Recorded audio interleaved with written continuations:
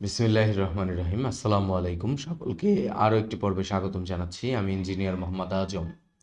আজকের এই পর্বে আমি এপ্রিল 2024-এ আসা এএমআই ফিজিক্সের একটি গাণিতিক সমস্যার সমাধান করে দেখাবো।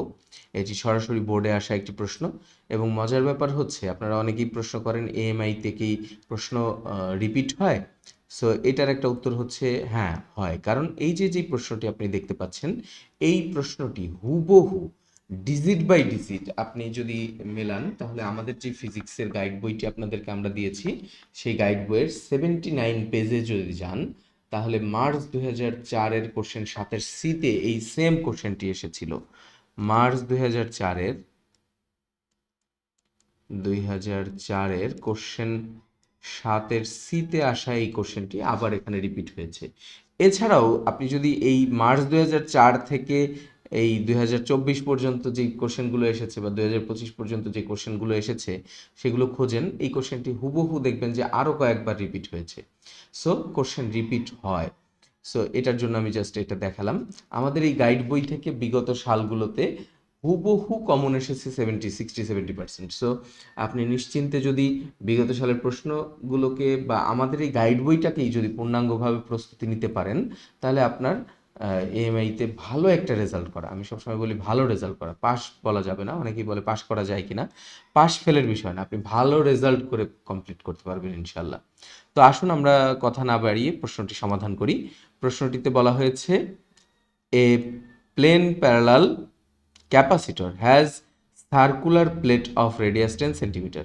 একটা আমাদের ক্যাপাসিটর আছে, প্যারালাল প্লেট ক্যাপাসিটর, যেটার প্রত্যেকটা প্লেট হচ্ছে সার্কুলার বা বৃত্তাকার এবং যার রেডিয়াস হচ্ছে 10 centimetre, separated by a distance of 1 millimetre, এবং দুইটা ক্যাপাসিটরের প্লেট দুইটা 1 মিলিমিটার ডিস্টেন্সে আছে।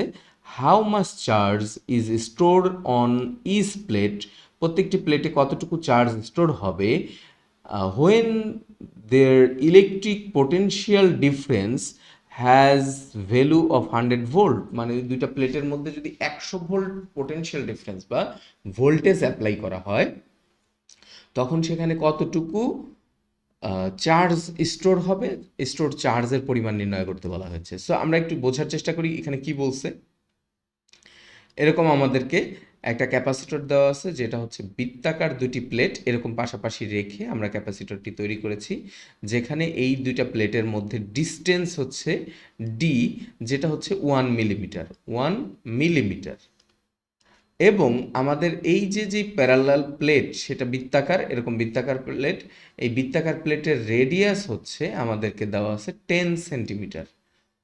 তো আমরা যেহেতু সব কিছু এসআই ইউনিটে ক্যালকুলেট করব, তো সেন্টিমিটারকেও আমরা মিটারে নিয়ে যাব, মিলিমিটারকেও মিটারে নিয়ে যাব। তাহলে আমাদের যা যা দেওয়া আছে এই প্রশ্নের মধ্যে সেগুলো লিখে ফেলি।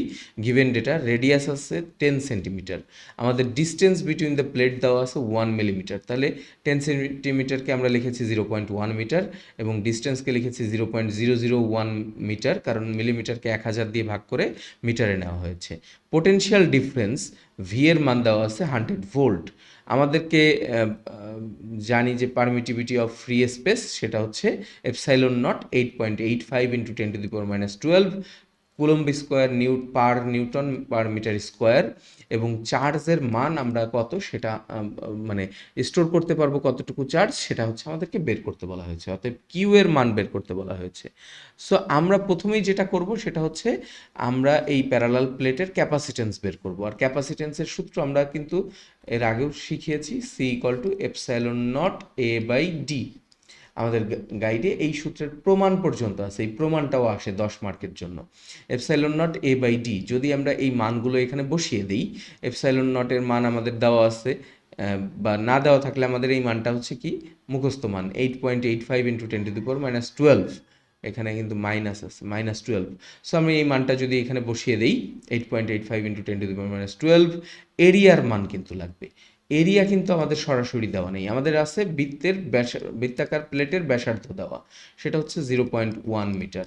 তাহলে আমি এরিয়া বের করব কিভাবে, বৃত্তাকার প্লেটের এরিয়া হচ্ছে পাই আর স্কোয়ার, পাই এর মান 3.1416 ইন্টু 0.1 স্কোয়ার। এইটা করে আমরা এখানে কি করেছি, বৃত্তের বৃত্তাকার প্লেটের এরিয়া বের করেছি। এরিয়ার মানটা এই যে C equal to epsilon naught A by D.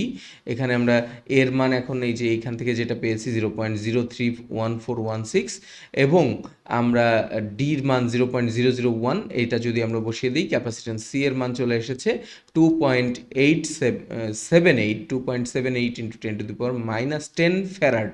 এটা কিন্তু ক্যাপাসিট্যান্সের একক ফ্যারাড। এটা আমরা যখন পেয়ে গিয়েছি, এগেইন আমাদের তো আসলে ক্যাপাসিট্যান্স বের করতে বলা হয়নি, আমাদের বলা হয়েছে 100 ভোল্টের সাথে যদি এই ক্যাপাসিটরকে কানেক্ট করি তাহলে প্রত্যেক প্লেটে চার্জের পরিমাণ কত হবে। চার্জের পরিমাণ বের করার জন্য আমাদের একটা সূত্র জানা আছে, সি ইকুয়াল টু, ক্যাপাসিট্যান্সের মূল সূত্র হচ্ছে C equal to Q by V. অতএব কিউ ইকুয়াল টু তাহলে কি সি ইন্টু ভি।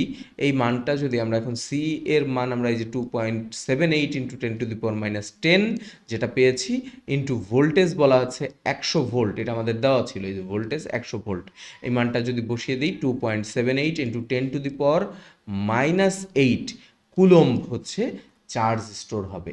তো এইটা হচ্ছে আমাদের অ্যান্সার। আশা করি সবাই বুঝতে পেরেছেন। এই ধরনের সহজ সহজ প্রশ্ন, যে প্রশ্নগুলো রিপিট হয় এবং যে প্রশ্নগুলো আপনি খুব সহজ কিছু সূত্র যদি জানেন তাহলে এই সূত্রের মধ্যে মান বসিয়ে দিলে অঙ্কের অ্যান্সার চলে আসবে। এবং আমাদের বইতে প্রথমে এই গাণিতিক সমস্যার সমাধান পার্টে কি করা আছে, প্রথমে সূত্রগুলোকে সব এক জায়গায় করে দেওয়া আছে, কি কি সূত্র লাগবে আপনার এই চ্যাপ্টারে, তারপরে সেই সূত্রের বেসিসে অঙ্ক করে দেওয়া আছে। সো আপনি এই গাইড বইগুলো সংগ্রহ করে যদি পূর্ণাঙ্গ প্রস্তুতি নিতে পারেন তাহলে অবশ্যই A+ পেয়েও আপনি ফিজিক্স কমপ্লিট করতে পারবেন ইনশাল্লাহ। তো এই জন্য আমাদের গাইড বইগুলো সংগ্রহ করার জন্য ডিসক্রিপশন বক্সে আপনাদেরকে লিঙ্ক দেওয়া আছে বই কেনার লিঙ্ক হিসাবে, ওখানে ক্লিক করে বইগুলো অর্ডার করতে পারেন। এবং আমাদের কোর্স কেনার একটা লিঙ্ক আছে যেখানে এই সাবজেক্টগুলোর পূর্ণাঙ্গ কোর্স দেওয়া আছে, আপনি এই কোর্সগুলো ভিজিট করে দেখতে পারেন। যদি প্রয়োজন মনে করেন তাহলে এনরোল করে একটা পূর্ণাঙ্গ প্রস্তুতি নিয়ে, এমআইতে যেহেতু আপনি ভর্তি হয়েছেনই, তাহলে পূর্ণাঙ্গ প্রস্তুতি নিয়ে ভালো রেজাল্ট করে কমপ্লিট করার চেষ্টা করেন। সময় এবং অর্থের অপচয় হবে, আপনি যদি ভর্তি হয়ে শুধু বসে থাকেন তাহলে সময়ও অপচয় হবে, এবং এই ভর্তি হওয়ার টাকা এবং বারবার পরীক্ষা দিয়ে অকৃতকার্য হলে জাস্ট সময় এবং অর্থের অপচয় হবে। সেটা রোধ করে আপনি আপনার যেহেতু ভর্তি হয়েছেন ভালো করে পড়াশোনা করে কমপ্লিট করার চেষ্টা করেন। এই বলে আজকের মতো এখানেই বিদায় নিচ্ছি। অবশ্যই চ্যানেলটিকে সাবস্ক্রাইব করুন এবং আপনার বন্ধুদের সাথে অবশ্যই চ্যানেলটিকে শেয়ার করুন, যাদের এই চ্যানেলের এই ভিডিওগুলো বা এই ভিডিও ক্লাসগুলো প্রয়োজন মনে করেন তাদের সাথে চ্যানেলটি শেয়ার করে রাখুন। আর আপনার ফেসবুক ওয়ালেও শেয়ার করে রাখতে পারেন আমাদের ইউটিউব চ্যানেলের লিঙ্কটি, যাতে পরবর্তীতে খুঁজে বের করতে আপনার সহজ হয়। এই বলে আজকের মতো এখানেই শেষ করছি। সবাই ভালো থাকবেন। ধন্যবাদ সবাইকে।